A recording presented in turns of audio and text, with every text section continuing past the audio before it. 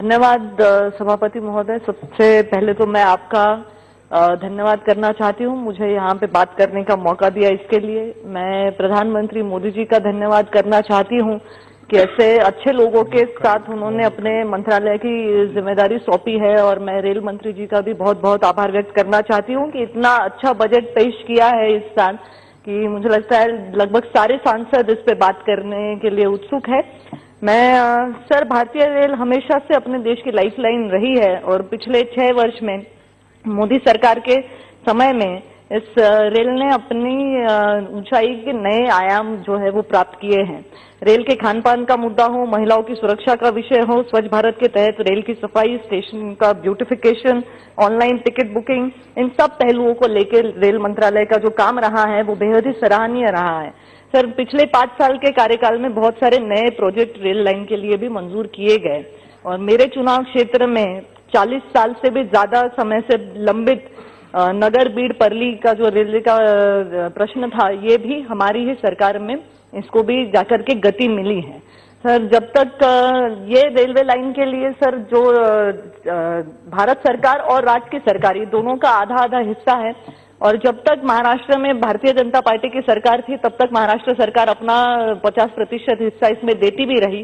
पर इस साल के महाराष्ट्र सरकार के बजट में केंद्र से तो हमें 450 करोड़ रुपए का बजट मिल चुका है, पर महाराष्ट्र राज्य सरकार ही अपना बजट इस साल उन्होंने कुछ हिस्सा अपना दिया नहीं है।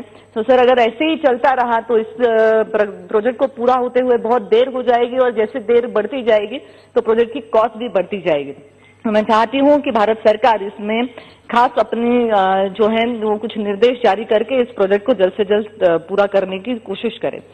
सर, इसके अलावा तेजस के माध्यम से आपने देश के अलग अलग पर्यटन शहरों को रेल के माध्यम से जोड़ने का प्रस्ताव भी रखा है। सर, मेरे क्षेत्र में परली वैजनाथ 12 ज्योतिर्लिंग में से एक मंदिर है, जहाँ पे बहुत बड़ी संख्या में भाविक हर साल आते हैं दर्शन के लिए। रोज सैकड़ों श्रद्धालु आते हैं, और सावन के महीने में इसकी संख्या जो है वो लाखों तक जाती है।